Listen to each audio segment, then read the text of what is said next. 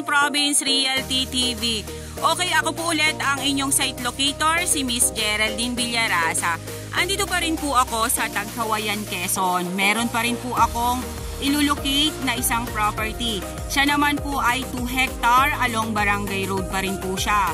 Then mula pa rin po doon sa National Highway hanggang dito po sa property, may layo pa rin po siya na 5 kilometers.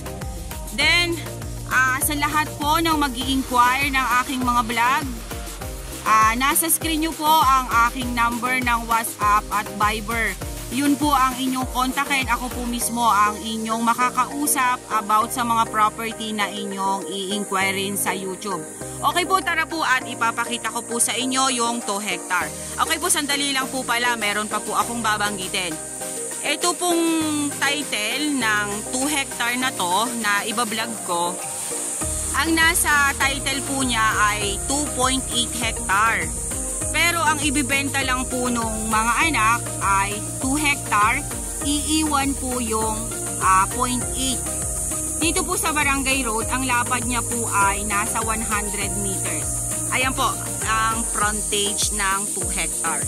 Makikita po ninyo dito sa bungad na to, napakarami po niyang batino. Then ayan, yan po ay eucalyptus na kahoy. Yan po ay isa sa pinakamatigas na kahoy dito po sa amin sa Quezon. Then may mga kalagumay din po siya ditong mga nakatanim. Ayan po, tara po at papasukin po natin yung area kahit medyo siya madamo. Talaga pong hindi na rin po talaga siya nalilinisan ng may-ari. Pero ito pong property ay flat na flat po siya. Ayan po, flat pa rin po dito sa side na to. Napakarami po niyang kalagumay dito, oh.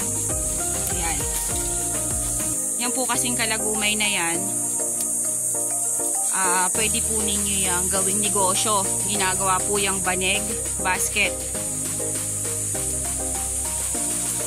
Ayan, flat na flat po dito sa side na to. Then, ayan, meron po siyang sapa sa loob ng property. Buhay po ang sapa niya. Ayan po siya, o ang linaw po ng tubig niya. Dito po mismo siya sa loob ng area. Ano po? Ang kagandahan po kasi nito, pagbaba po ninyo ng sasakyan, property na po siya. Then talagang flat na flat po yung area. Kaya po hindi po kayo manghihinayang na i-invest itong area na to.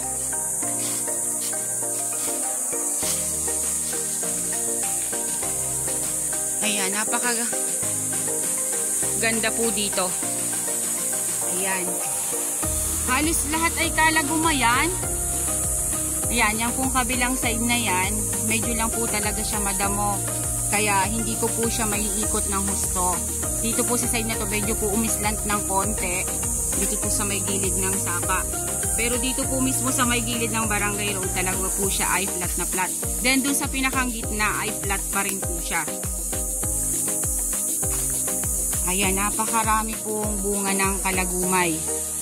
At kung ito po ay gagawin ninyong negosyo, ayan, marami na po siyang pananim dito. Dadami po talaga siya dito sa area. Ayan, yan po yung sapa na running water. Ayan po siya. Dun po siya galing sa pinakang loob. Yan po, ito po yung frontage pa rin ng 2 hectare. Ayan po siya. Flat na flat pa rin po siya dito sa frontage. Then, same din po siya doon sa loob kanina na pinuntahan ko. Mga kalagumay pa rin po ang nandito. Ayan po siya.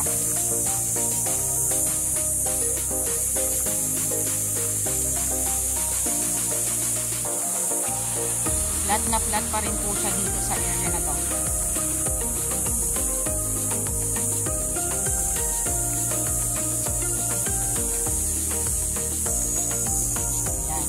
Po yung end ng frontage ng Barangay Road. Kaya po itong loob na to, ito na po yung 2 hectare. Ayan po siya. Halos napakarami po ditong eucalyptus na nakatanim. Then, Yan po mga batino pa rin.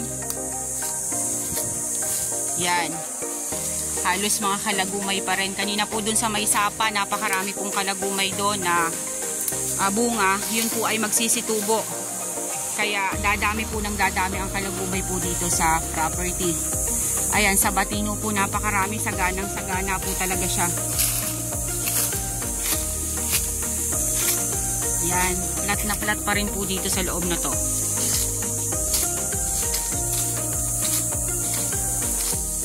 Medyo lang po talaga linisin yung area. Pero pag ito po nalinis, napakaganda po ng property na to.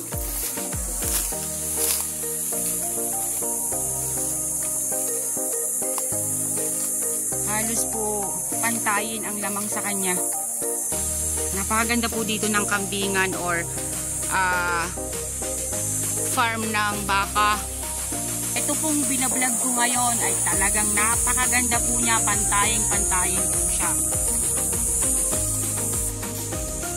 Yan.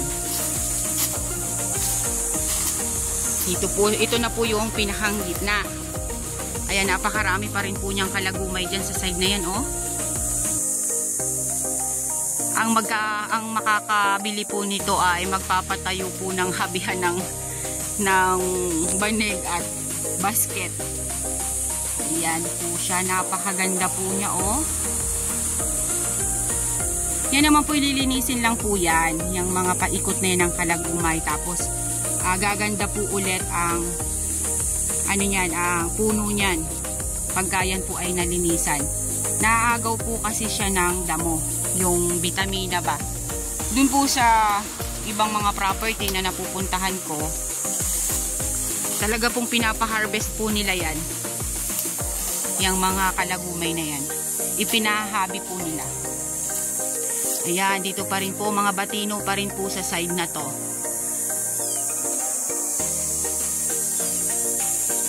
Hindi ko na po siya guys maiikot hanggang dun sa dulo. Ano po, kasi medyo po talaga hassle yung paglalakad ngayon dahil ayan, napaka-rungis po ng property. Yan pa rin po siya.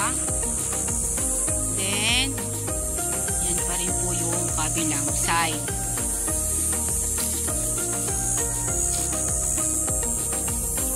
Ayan po. Wala po akong nakitang fruit bearings dito sa area.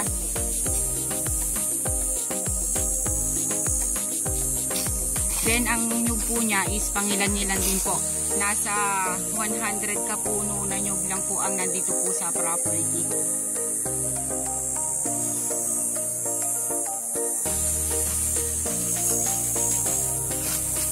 Ay, talaga po kailangan nating pasukin. Para po makita po ninyo yung area. Ito po ang pinagtsatsagaan ng katulad naming mga site locator. Kahit po siya ay sobrang damo, kailangan po namin pasukin para po maipakita lang po namin sa inyo yung mga property na ibinablog namin.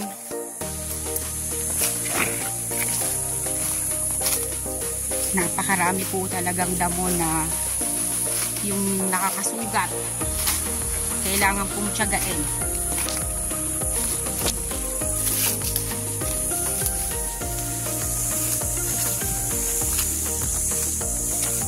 Yan. Flat pa rin po dito sa side na to.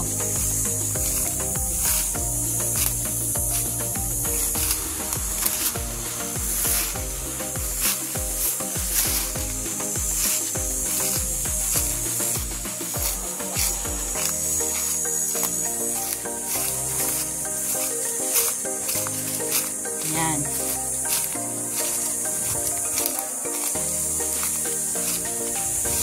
Flat na flat pa rin po dyan sa side na yan. Ito pa rin po yung bandang pagitna.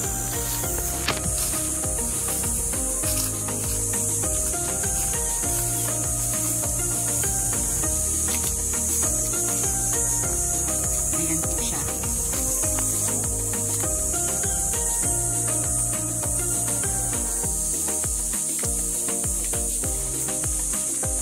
Mga batino pa rin po ang nandito sa area.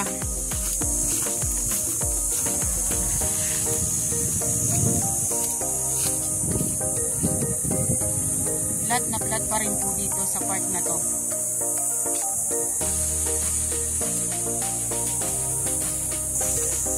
Napakaganda po ng area. Oh, talaga pong hindi po nakakapanghinayang na bilhin tong property na to.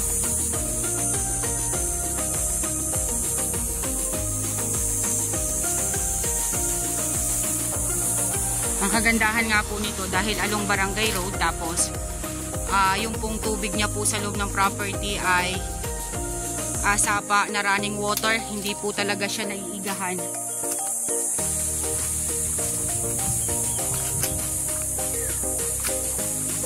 Yan pa po siya.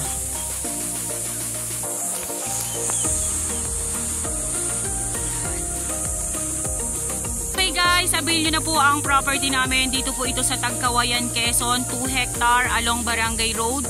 Mula po sa National Highway hanggang dito po sa property, may layo po siya na 5 kilometers. Then ang frontage po niya sa Barangay Road ay 100 meters. Then ang nyug po niya ay nasa 100 kapuno. Then napakarami po niyang puno ng eucalyptus at mga batino.